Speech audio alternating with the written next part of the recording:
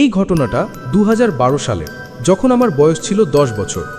আমরা 7 জনের পরিবার সবেমাত্র একটা নতুন বাড়িতে উঠেছিলাম, যেটা একটা ঝামেলাপূর্ণ পাড়ায় ছিল। আমাদের ব্লকে ইতিমধ্যেই বেশ কয়েকজনকে গ্রেপ্তার করা হয়েছিল এবং কিছু বাড়িতে আগুন লাগিয়ে ধ্বংসও করে দেওয়া হয়েছিল। বাড়িটা নিজেই পুরনো ছিল, অনেক পুরনো। বেসমেন্টটা দেখতে ছিল ইটালির ক্যাটাকুম্বের মতো। এটা পুরোপুরি অসমাপ্ত ছিল, আর মেঝে বলতে শুধুই মাটি। যখন আমরা এসেছিলাম, আমরা লক্ষ্য করি যে বেসমেন্টের দরজাটা ভেতর থেকে একটা শেকল দিয়ে তালা দেওয়া ছিল। এটাই আমাদের প্রথম সতর্ক সংকেত হওয়া উচিত ছিল। এছাড়াও বাড়ি জুড়ে অনেক জানালা ছিল। আমার ঘর থেকে বাথরুমে যেতে হলে আমাকে রান্নাঘর এবং পেছনের দরজা পার হয়ে যেতে হতো। যারা খারাপ এলাকায় বড় হয়েছে তারা জানে যে রাতে খোলা জানালার পাশ দিয়ে হেঁটে যাওয়াটা কতটা অস্বস্তিকর। এই ব্যাপারটা পরে গুরুত্বপূর্ণ হয়ে উঠবে। আমি আমার বড় ভাই নিকের সাথে এক ঘরে থাকতাম। আমি বরাবরই বেশ ভীতু প্রকৃতির ছিলাম এবং সহজে ঘুমাতে পারতাম না, যেটা স্বীকার করতে লজ্জা করে, কিন্তু আমি 12 বছর বয়স পর্যন্ত নাইট লাইট ব্যবহার করতাম। এক রাতে প্রায় ভোর 3টের দিকে আমার বাথরুম পাওয়ায় ঘুম ভেঙে গেল। আমি এটাকে উপেক্ষা করার চেষ্টা করছিলাম, কিন্তু চাপটা অসহ্য হয়ে উঠছিল। আমি সাহস সঞ্চার করার জন্য কিছুক্ষণ ইতস্তত পড়লাম, তারপর অবশেষে বাথরুমের দিকে রওনা দিলাম। আমি ধীরে ধীরে হাঁটছিলাম, যাওয়ার পথে প্রতিটি জানালা সাবধানে পরীক্ষা করছিলাম। সব কিছু স্বাভাবিক মনে হচ্ছিল। আমি আরও কয়েক পা এগিয়ে বসার ঘরে ঢুকলাম, আর আমার বুকটা ধড়াস করে উঠল। একজন গৃহহীন চেহারার লোক আমাদের পেছনের দরজায় দাঁড়িয়েছিল। সে চোখে হাত দিয়ে আড়াল করে ভেতরের দিকে উকি যাচ্ছিল। আমি জমে গেলাম, আমার নিঃশ্বাস গলায় আটকে গেল। তারপর যতটা সম্ভব নিঃশব্দে সরে গিয়ে আমি সোফার পিছনে লুকিয়ে পড়লাম। আমার মাথায় দ্রুত চিন্তা ঘুরতে লাগলো। সে কি আমাকে দেখেছে? আমাকে নিককে জাগাতে হবে। ও আমার থেকে 3 বছরের বড়, আর ওর একটা সেলফোন ছিল, আমার ছিল না। আমি আমাদের ঘরের দিকে হামাগুড়ি দিয়ে যেতে শুরু করলাম। তখনই এমন কিছু শুনলাম যা শুনে আমার পেটের ভেতর কেমন করে উঠল। পেছনের দরজার তালাটা ঘুরল। এই অচেনা লোকটার কাছে আমাদের বাড়ির চাবি ছিল। আমার জীবনের প্রথমবারের মতো আমি ফিসফিস করে বললাম, শিট! আমি সোফার সাথে আরও শক্ত করে নিজেকে চেপে ধরলাম। নিঃশ্বাস নিতেও ভয় পাচ্ছিলাম। দরজাটা ক্যাচ করে খুলে গেল। লোকটা ভেতরে ঢুকলো, সাবধানে, নিঃশব্দে, যেন সে এর আগেও এটা করেছে।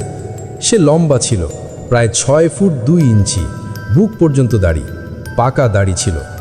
একটা টুপি আর হুডি দিয়ে তার মুখের বেশিরভাগ অংশ ঢাকা ছিল। সে রান্নাঘরে গিয়ে আমাদের প্যান্ট্রি খুলল, আর খুব স্বাভাবিকভাবেই এক প্যাকেট চিপস বের করলো। তারপর কোনো দ্বিধা না করে সে বেসমেন্টের দরজার খিল খুলে সিঁড়ি দিয়ে নিচে অদৃশ্য হয়ে গেল। দরজাটা খোলা রেখে এক মুহূর্তের জন্য আমি সেখানেই বসেছিলাম, অসাড়। তারপর ভয় আমাকে গ্রাস করলো। আমি একটা ভয়ঙ্কর ব্যাপার উপলব্ধি করলাম। আমি যদি নড়াচড়া করার চেষ্টা করি তাহলে সে আমার পায়ের শব্দ শুনতে পাবে। আমি সমাধানের জন্য দ্রুত ভাবতে লাগলাম। দেখলাম আমার ছোট বোনের কম্বলটা সোফার উপর রাখা আছে।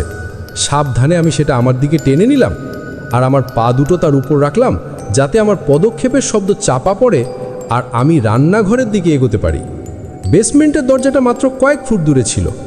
আমি ঢোক গিললাম আর নিজেকে ফিস করে বললাম, যা হবার হবে। তারপর আমি দৌড় দিলাম। আমি দরজার কাছে পৌঁছে খিলটা জোরে সংগৃহীত করে দিলাম।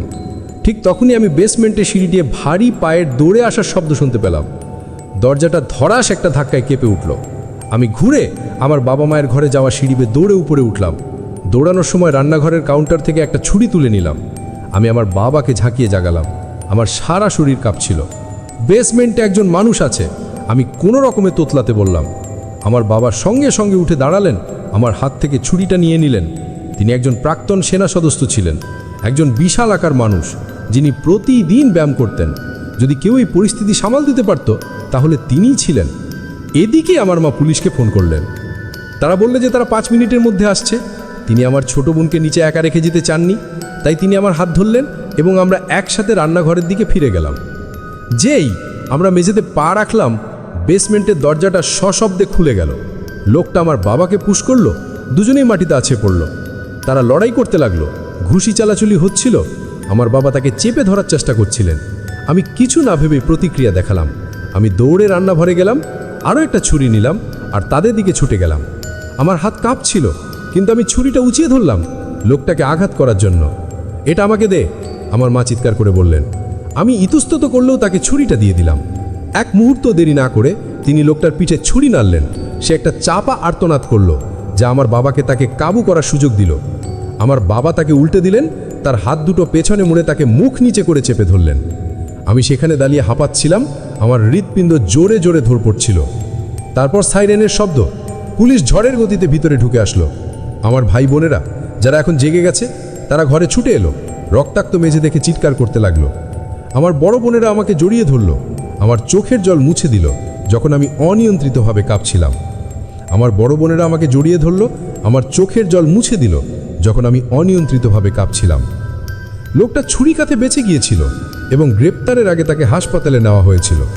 কিন্তু সবচেয়ে ভয়ঙ্কর ব্যাপার, আমরা কখনোই জানতে পারিনি যে তার কাছে আমাদের বাড়ির চাবি কিভাবে ছিল।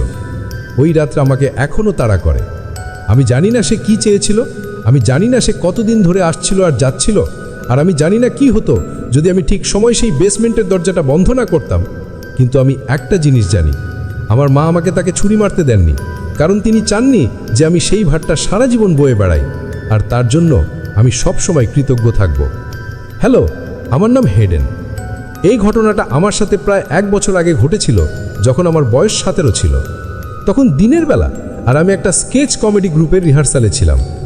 লাঞ্চের সময় হয়েছিল, আর আমার বন্ধু, ধরা যাক তার নাম রন, আমাকে জিজ্ঞেস করলো আমি তার সাথে কিছু খেতে যেতে চাই কিনা।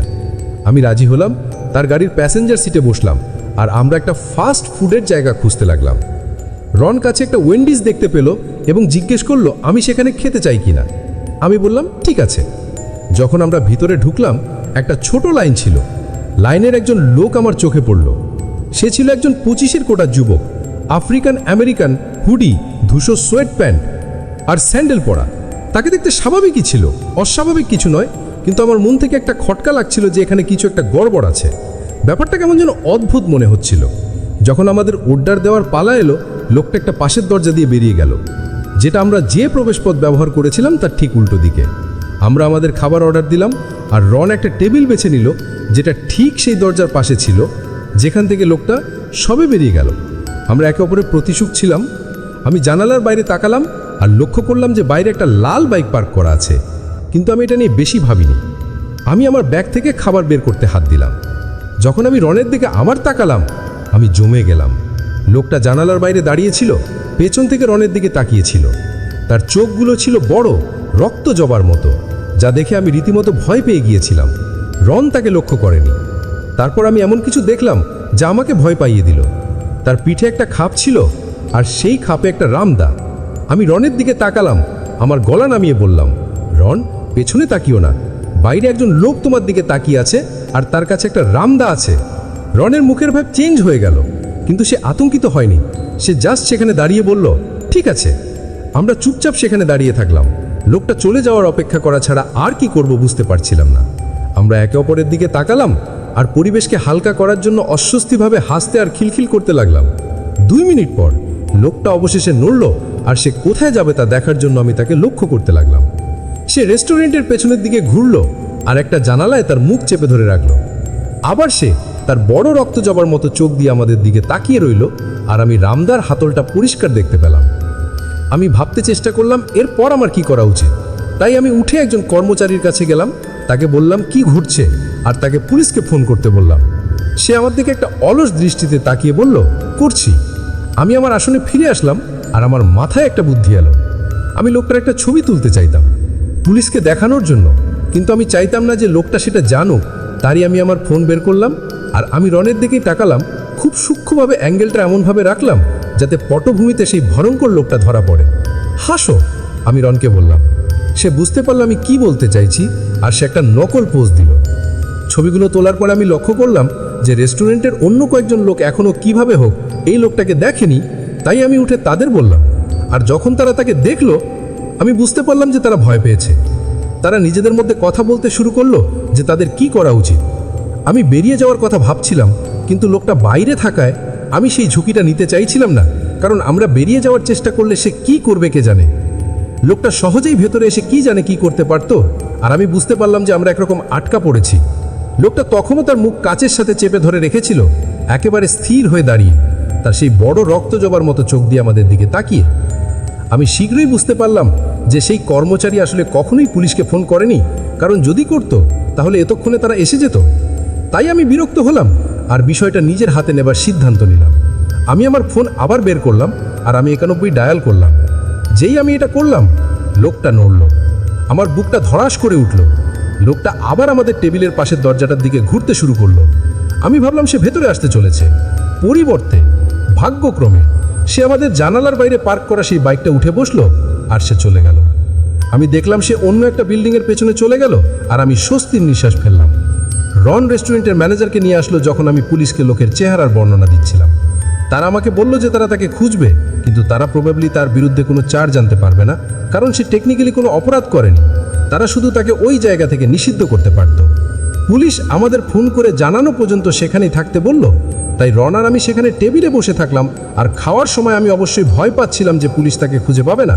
ভাগ্যক্রমে সে আর আসেনি। আমরা বাইরে পুলিশের গাড়ি তাকে খুঁজতে দেখলাম। 10:28 যখন পুলিশ অবশেষে ফোন করলো, তারা আমাকে জানালো যে আমি যে বর্ণনা দিয়েছি তার সাথে মেলে এমন কাউকে তারা খুঁজে পায়নি, কিন্তু তারা নিশ্চিত যে এখন বেরিয়ে যাওয়া নিরাপদ। তাই আমি তাদের ধন্যবাদ জানিয়ে ফোনটা রেখে দিলাম। 10:38 যখন আমাদের খাওয়া শেষ হলো, আমরা সাবধানে বাইরে পা রাখলাম এবং চারপাশে তাকালাম নিশ্চিত হওয়ার জন্য যে লোকটা সত্যিই চলে গেছে। তারপর আমরা দৌড়ে গাড়িতে উঠলাম, থিয়েটার প্র্যাকটিসে ফিরে গেলাম। আমাকে আমাদের ডিরেক্টরকে ফোন করে ব্যাখ্যা করতে হয়েছিল কেন আমরা 30 মিনিট দেরি করেছি। যখন আমরা ফিরলাম, রন আর আমি আমাদের বন্ধুদের সাথে সেই অভিজ্ঞতা নিয়ে খুব হাসাহাসি করলাম। কিন্তু আমার বয়স এখন 18 আর সেই লোকটা এখনও ধরা পড়েনি। রন আর আমি এখনও মাঝে মাঝে এই গল্পটা নিয়ে কথা বলি। আমরা মনে করি যে সে নিশ্চিতভাবে কোনো ধরনের মানসিক রোগী ছিল, আর আমি বেশ নিশ্চিত যে সে কোনো ধরনের ড্রাগস নিয়েছিল, কারণ তার চোখগুলো খুব লাল ছিল। আমি যৌক্তিক কারণ খোঁজার চেষ্টা করি যে কেন তার কাছে একটা রামদা থাকতে পারে, যেমন হয়তো সে একজন মালি বা কিছু ছিল, কিন্তু সেটাও তার অদ্ভুত আচরণের ব্যাখ্যা দেয় না। আমি নিশ্চিত যে তার কোনো ভালো উদ্দেশ্য ছিল না, আর আমি খুশি যে ঘটনাগুলো যেভাবে শেষ হয়েছে সেভাবেই হয়েছে, কারণ পরিস্থিতি এর চেয়ে অনেক অনেক খারাপ হতে পারত। আর ছোটবেলায় আমি সবসময় উঁচু গাছে চড়তাম, দুষ্টুমি করতাম আর গ্রামাঞ্চলে দৌড়ে বেড়াতাম। সেই বন্য কৌতূহলী শক্তি আমার শৈশবকে সংজ্ঞায়িত করেছিল। আমার বয়স তখন প্রায় 10 বছর। আমি আমার ঘরে অলসভাবে বসেছিলাম, বিরক্ত আর অস্থির। তখন বাইরের কিছু একটা আমার চোখে পড়ল। সেখানে একটা রামবুটান গাছ ছিল, তার উজ্জ্বল লাল ফল পাকা আর তোলার জন্য প্রস্তুত। গাছটা আমার বাড়ির কাছে একটা পুরনো ধ্বংসস্তূপের পাশে দাঁড়িয়েছিল, যে জায়গাটা থেকে আমাদের সবসময় দূরে থাকতে বলা হতো, কিন্তু আমরা কখনোই শুনতাম না। আমি রামবুটান গাছে চড়লাম আমার পুরস্কারের দিকে পুরোপুরি মনোযোগী হয়ে। আমি একটা ডালে বসে খেতে শুরু করলাম। মিষ্টি রস আমার চিবুক বেয়ে পড়ছিল। তখনই আমি কিছু একটা নড়তে দেখলাম। ধ্বংসস্তূপের ছায়াময় জানালায় কিছু একটা ঝিলিক দিয়ে উঠল, মাত্র 1 সেকেন্ডের জন্য, তারপর অদৃশ্য হয়ে গেল। আমি চুপ কচলালাম, ভাবলাম আমি ভুল দেখছি। ওই জায়গাটা বছরের পর বছর পরিত্যক্ত ছিল, কেউ সেখানে থাকতো না, কেউ থাকতে পারতো না। যখন আমি আমার প্রথম ফলটা শেষ করছিলাম, এটা আবার ঘটল। শুধু এবার এটা অদৃশ্য হয়ে যায়নি, এটা থামলো আর আমার দিকে তাকিয়ে রইল। দুটো অবয়ব ভাঙা জানালায় দাঁড়িয়েছিল। তারা মানুষের মতো দেখতে, কিন্তু ঠিক মানুষ নয়। তাদের ত্বক ছিল চামড়ার মতো, তাদের শরীর গোল আর স্থূল, আর তাদের পিঠ এমন কিছু দিয়ে ঢাকা ছিল যা দেখতে কচ্ছপের খোলসের মতো। তাদের চোখগুলো লাল হয়ে জ্বলছিল, আর তাদের মুখ, যদি সেটাকে মুখ বলা যায়, তাহলে সেটা ছিল কামট কচ্ছপের চোয়ালের মতো খাঁচকাটা। আমার শির দ্বারা বেয়ে একটা ঠান্ডা স্রোত বয়ে গেল, আর আমার পুরো শরীর ভয়ে জমে গেল। আমি আমার আঁকড়ে ধরা হাতটা ছেড়ে দিলাম আর পড়ে গেলাম। আমি মাটিতে জোরে আছড়ে পড়লাম, ছড়ে গেল আর কালশিটে পড়ল। আমি কোনো মকে উঠে দাঁড়ালাম আর খালি পায়ে বাড়ির দিকে দৌড়ে গেলাম। আমি ব্যথার তোয়াক্কা করিনি, আমি তা অনুভব করিনি, আমি তোয়াক্কা করিনি যে আমি আমার চপ্পল ফেলে এসেছি। আমি শুধু জানতাম আমাকে ওখান থেকে পালাতে হবে। আমি আমার পরিবারকে কখনো বলিনি কি হয়েছিল। আমি ভেবেছিলাম তারা আমাকে বিশ্বাস করবে না, অথবা আরও খারাপ, তারা পাত্তা দেবে না। বছর কেটে গেল, আর আমি প্রায় নিজেকে বিশ্বাস করিয়ে ফেলেছিলাম যে ওটা আমার কল্পনা ছিল। তারপর একদিন আমি আমার দিদার সাথে কথা বলছিলাম, আর তিনি কাছের একটা অটু পুরনো বাড়ির কথা মনে করতে শুরু করলেন, যেটা কয়েক দশক ধরে পরিত্যক্ত ছিল। আমি তাকে জিজ্ঞেস করলাম কেন কেউ সেই জায়গাটা কখনো কেনেনি। তার উত্তর আমার রক্ত হিম করে দিল। হ্যাঁ, আমি তাদের দোষ দিতে পারি না, ওই বাড়িতে দুজন লোক গলায় দড়ি দিয়েছিল। আমি একটাও শব্দ বললাম না, কিন্তু আমার মাথায় শুধু ওই 2 কচ্ছপের মতো প্রাণীকে দেখতে পাচ্ছিলাম, যারা ওই ভাঙা জানালায় দাঁড়িয়েছিল, আমাকে দেখছিল। তিনি আমাকে এটা বলার পর আমার মনে আছে আমি বাড়ি গিয়েছিলাম আর আমি যা দেখেছিলাম তার ছবি এঁকেছিলাম। বাড়িটা, সেই মূর্তিগুলো, সেই জল জলে লাল চোখগুলো, একটা ধ্রুব অনুসরণ যে এটা শুধু আমার কল্পনা ছিল না, আর এটা রিয়েল ছিল। এই গল্পটা আমার দিদা আমাদের বলেছিল, যেটা ঘটেছিল যখন আমার বয়স 7 বছর। আপনাদের সবাইকে একটা সংক্ষিপ্ত পটভূমি দেওয়ার জন্য, আমার দিদা তার কর্মজীবনের শেষের দিকে এক সম্ভ্রান্ত পরিবারে কাজ করতেন। তিনি সেই পরিবারের প্রতিটি উত্তরাধিকারীর চেক দেখাশোনা করতেন, যা একটা নির্দিষ্ট সময়ের মধ্যে তাদের কাছে পৌঁছানো আবশ্যক ছিল। এবং এই ধনী উত্তরাধিকারীদের সঙ্গে সম্পর্কিত সব কিছু তিনিই দেখতে পারতেন। তাই আমার দিদা সেখানে সবার সাথে বেশ পরিচিত ছিলেন। তিনি সেই পরিবারের অনেকগুলোর মধ্যে একটা বাড়িতে কাজ করতেন। আমরা বলছি ওটা মোটা ধনী, যাদের পুরনো ধ্বংসের চুল্লি এবং দামি পোর্সেলিনের বারান্দা, একটা পুরনো ঝর্ণার চারপাশে বৃত্তাকার প্রবেশ পথ, করিন্থিয়ান দেওয়াল এবং গার্গয়েলের ছিল যাকে আমরা আজ বলি একটি গথিক ম্যানসন, একটি সাধারণ ভুতুরে বাড়ি। ভেতরটা ধুলোই ময়লা, কারণ পরিবারটি এখন আর সেখানে খুব একটা আসে না। এটা শুধু কাজের লোক আর বাড়ির তত্ত্বাবধায়ক দ্বারা পরিষ্কার রাখা হয়। আমার দিদার অফিস ঠিক প্রবেশদ্বারেই অবস্থিত ছিল। ছাদ থেকে ফ্লোর পর্যন্ত বড় দেওয়ালের জানালাগুলো পুরো মখমেলের পর্দা দিয়ে ঢাকা ছিল। জানালা থেকে পুরো গেটের প্রবেশপথ দেখা যেত এবং ঝর্ণার সাথে সাথে বাগানের মধ্যে দিয়ে দ্বিতীয় প্রবেশপথটিও দেখা যেত।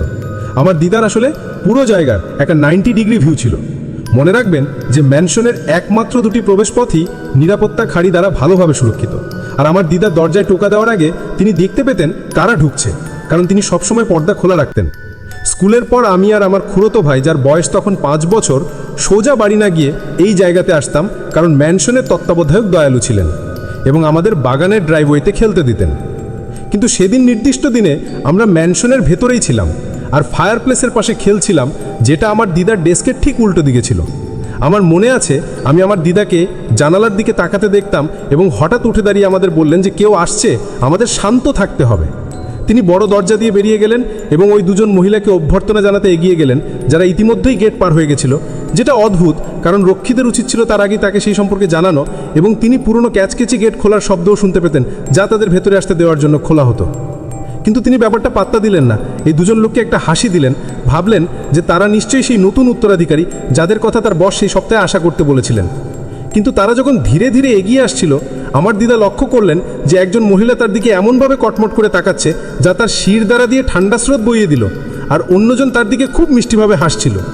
তা সত্ত্বেও তিনি তাদের অভ্যর্থনা জানালেন, হ্যালো, কিন্তু তারা প্রত্যুত্তর দিল না, শুধু সেইখানেই দাঁড়িয়েছিল সিঁড়ির মাঝখানের রাস্তায়। তখনই তিনি দেখতে পেলেন তারা কি পড়ে আছে। এখন এই গল্পটা 2008 থেকে 2010-এর দিকের, কিন্তু মহিলারা লম্বা কালো পোশাক পরেছিল যাতে লেস আর উঁচু গলা ছিল। আমার দিদার কাছে এটা অদ্ভুত মনে হলেও তিনি শুধু তাদের ভিতরে আসতে বললেন, যাতে তারা তার অফিসে চেকের ইন্স্যুরেন্সের প্রক্রিয়া করতে পারে। তিনি তাদের দিকে পিঠ ফেরালেন, ভারী দরজাটা আবার ভিতর থেকে ঠেলে খুললেন, তাদের ঢোকার জন্য খোলা রেখে, এবং দ্রুত তার ডেস্কের দিকে হেঁটে গেলেন আমাকে আর আমার ভাইকে পার করে। তিনি আশা করেছিলেন তারা তার পেছনে পেছনে আসবে, কিন্তু বেশ কয়েক মিনিট কেটে গেল এবং অতিথিদের কোনো ছায়া ম্যানশনে প্রবেশ করেনি। 10:05 দিদা দীর্ঘশ্বাস ফেললেন, জানালার বাইরে তাকালেন, আশা করলেন অতিথিরা তখনও বাইরে দাঁড়িয়ে আছে, কিন্তু অবাক হয়ে দেখলেন সেখানে কেউ নেই। আমার তখন কথা মনে নেই, কিন্তু দিদা বলেছিলেন যে আমি আর আমার ভাই খোলা দরজার দিকে এমনভাবে তাকিয়েছিলাম যেন আমরা কাউকে দেখছি, আর আমি দরজার দিকে আঙুল দেখিয়ে বলেছিলাম, তোমরা কি ভেতরে আসবে না? আমার দিদা আবার জানালার দিকে মাথা ঘোরালেন, প্রার্থনা করছিলেন যে হয়তো তিনি প্রথমবার দেখে ভুল করেছেন, কিন্তু তখনও সেই অদ্ভুত পোশাকের কোনো মহিলা বাইরে ছিল না। তিনি যেখান থেকে দাঁড়িয়েছিলেন সেখান থেকেও গেটগুলো দেখতে পাচ্ছিলেন এবং ভয়ে দেখলেন যে সেগুলো ডেড বোল্ট দিয়ে তালাবন্ধ ছিল। দেওকে 10 বছর এই তালাগুলো কেবল চাবি দিয়ে খোলা যেত, যা রক্ষী, তত্ত্বাবধায়ক এবং আমার দিদার কাছে ছিল।